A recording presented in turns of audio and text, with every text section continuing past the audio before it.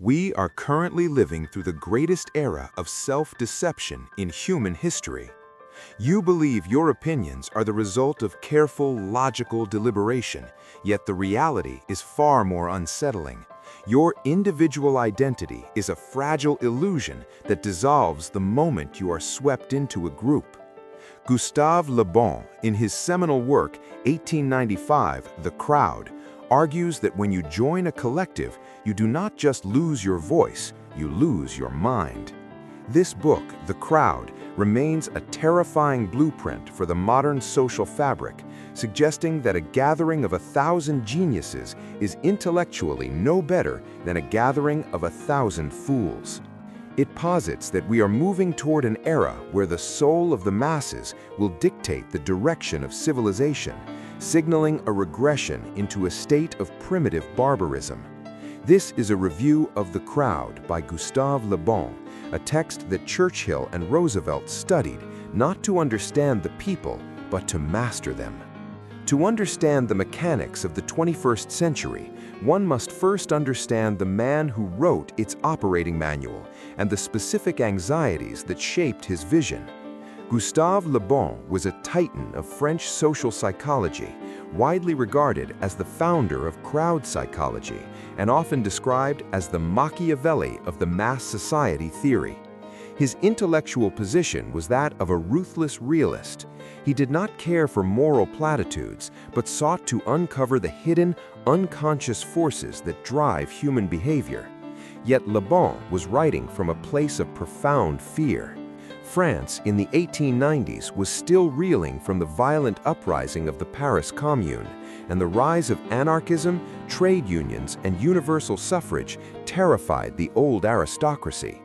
The Crowd was essentially a counter-revolutionary manual, a warning to the elite that they must learn to manage the dangerous classes before the mob destroyed civilization entirely. This context explains why his work later became required reading for figures like Churchill and Roosevelt. It was a guide to control, not to liberate. The core thesis of The Crowd is the psychological law of mental unity, which asserts that a group of individuals forms a new singular organism with a shared mindset. This psychological crowd experiences a dramatic diminution of intelligence as the conscious personality vanishes and is replaced by the unconscious drives of the race. But here we encounter Le Bon's most controversial and often overlooked framework, the distinction between the crowd and the race. Le Bon believed that every civilization is anchored by the stable inherited soul of a people, what he called the character of the race. The crowd, by contrast, represents its dissolution. He argued with clear racial determinism that Latin peoples like the French were inherently more susceptible to crowd influence and emotional contagion, while Anglo-Saxons possessed greater individualistic resistance. This pseudo-scientific theory is uncomfortable for modern readers, but it is central to understanding Le Bon's predictive framework. He saw history as a cycle where civilizations rise through a cohesive racial ideal and fall when that ideal fragments into the hands of the crowd. In our contemporary landscape of digital echo chambers and viral movements, Le Bon's observations on contagion and suggestibility are more relevant than they were a century ago. He predicted that as traditional religious and social beliefs falter, society would be ruled by fleeting, irrational popular sentiments, a state of societal decay we are witnessing in real time. What Le Bon could only describe as a mysterious magnetic force, we can now explain through neuroscience. Modern research into mirror neurons and emotional synchronization reveals that when humans gather, their heart rates and breathing actually synchronize. Activity in the prefrontal cortex, the seat of rational thought, diminishes, while the amygdala, which processes emotional response, heightens. Le Bon intuited a biological process we can now measure. The crowd is not merely a psychological phenomenon, but a physiological one.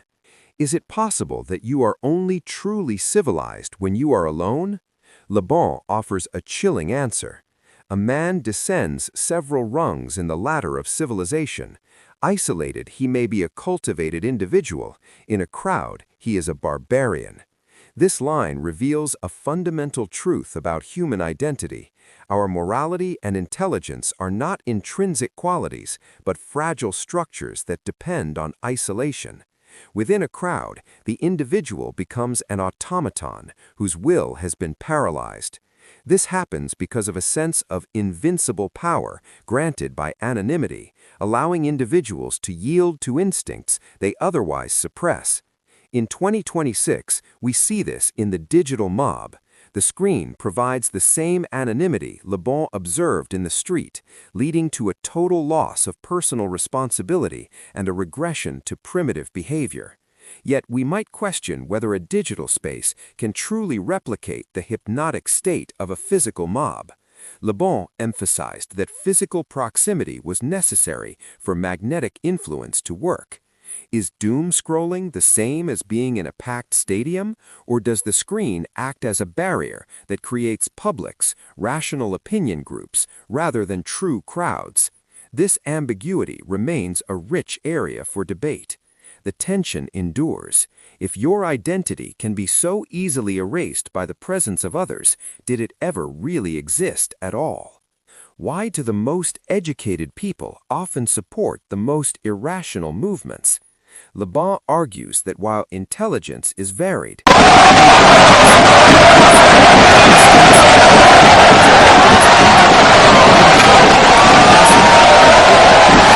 is governed not by reasoning, but by superficial associations and immediate generalizations.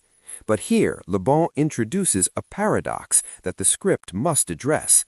Educated people are actually more susceptible to certain crowd illusions, precisely because they have been trained to think in abstractions rather than observable facts.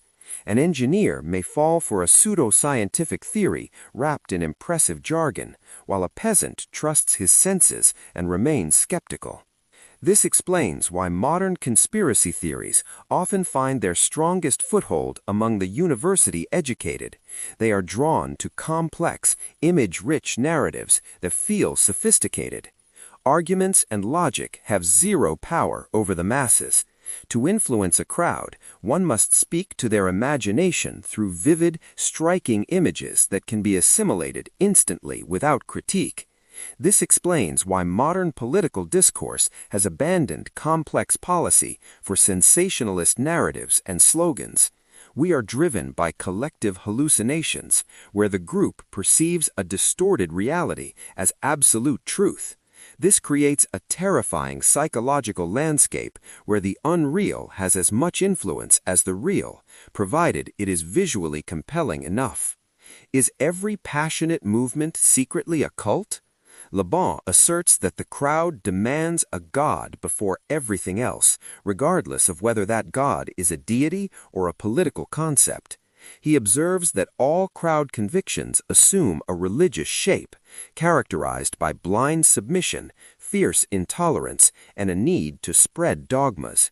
This is why secular ideologies often behave with the same fanaticism as ancient religions.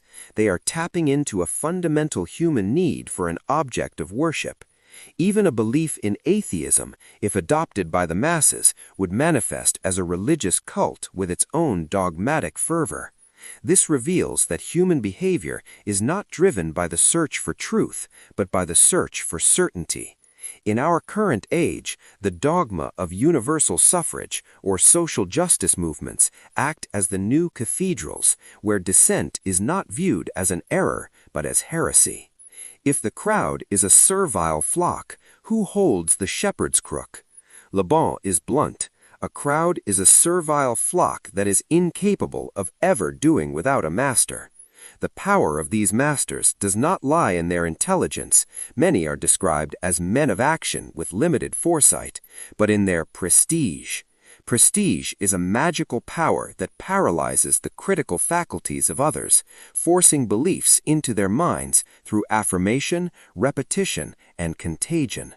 Le Bon distinguished between two forms of prestige that the script must acknowledge.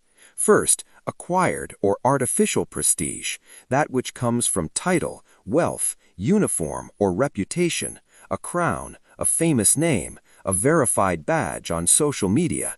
Second, personal prestige, a rare, almost charismatic force that radiates from an individual regardless of their position, which he attributed to certain judges, diplomats, and natural leaders.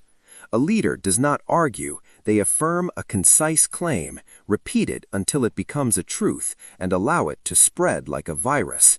Social media has perfected the manufacture of artificial prestige, granting authority through follower counts and verification badges that Le Bon would recognize as just as effective as hereditary nobility.